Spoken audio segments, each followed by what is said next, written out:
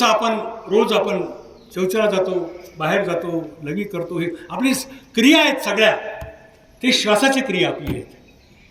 आणि श्वासामुळं काय की आपण जी हवा घेतो ते प्रदूषित असते मध्ये, ती आपल्या फुफ्फुसात जाते आणि फुफ्फुसामध्ये ते जंग होतं त्याचं, ते बाहेर जात नाही. आपण काही करत, जर आपण व्यायाम केला नाही, धावलो नाही, पडलो नाही, जोरा श्वास घेतला नाही, तर ते त्या ठिकाणी साचतं, तर म्युकस साचतो त्या ठिकाणी.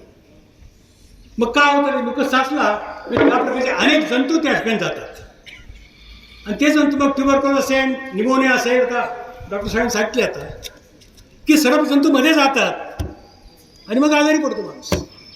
मग तुमचा कोविड असेल त्यात सुद्धा मग लोक फडकावून फिरतो बाहेर. काय करायचं त्याची, तुम्ही रोज योग करा, तुम्हाला काही कुठे जायची गरज नाही.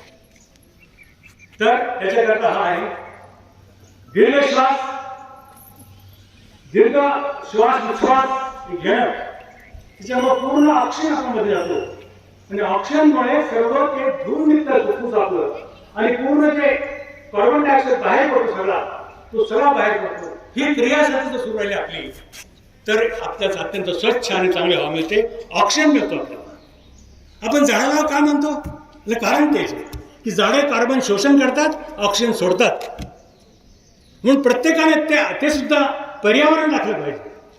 सारखं सांगतो आपण, ते ऐकत नाही. आपण घरात नाही, बाहेर नाही, कुठे नाही, कुठे काही करायचं, घाण करायची, हा आपली प्रवृत्ती झालेली आहे. आणि त्या दृष्टीने म्हणून हा अत्यंत महत्त्वाचा योग आहे. आता योगामध्ये सांगितले अनेक क्रिया आहेत. खरं म्हणजे आता एक ऋषी प्रभाकर जेव्हा कॅनडाला गेले होते त्या ठिकाणी त्यांना एक इंडियन माणूस भेटला. ते गुरुजी तुम्ही इतकं फास्ट कसे चालतात, म्हणजे त्या माणसाला म्हणले, त्या कॅनडियन माणसाला म्हणले, म्हणजे I not from here, I learn from India. कसं म्हणे, म्हणजे तुमच्या शास्त्रात सांगितलेलं आहे, जे आहे शास्त्र, योगाचं, श्वासाचं, प्राणायामचं. प्राणायाम काय असतो, प्राणायाम म्हणजेच ऑक्सिजन घेणे आणि प्राण सोडणे, बाहेर सोडणे आणि घेणे.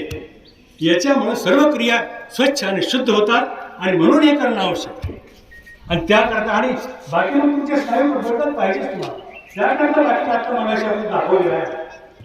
जे जे अनेक प्रकारचे व्यायाम आहेत, हे सगळे जे आहे हे अत्यंत महत्त्वाचे. म्हणून रोज सकाळी 15-40 मिनिटं, 1 तास आपण जर गेला तर मला वाटतं काही अडचण नाही. कारण मेंदूला जर काही ऑक्सिजन पुरवत असेल तर हेच पुरवतो ना, जर सुद्धा हेच पुरवतो ना, म्हणजे आपण काही विचार करू शकतो, काही करू शकतो आपण, ते मेंदूला पुरवतो. म्हणून त्याला स्वच्छ करणं, त्याला शुद्ध करणं, त्याची क्रिया चांगली ठेवणं हे आपल्या हातात आहे. त्या दृष्टीनं हा योग दिन अत्यंत महत्त्वाचा आहे.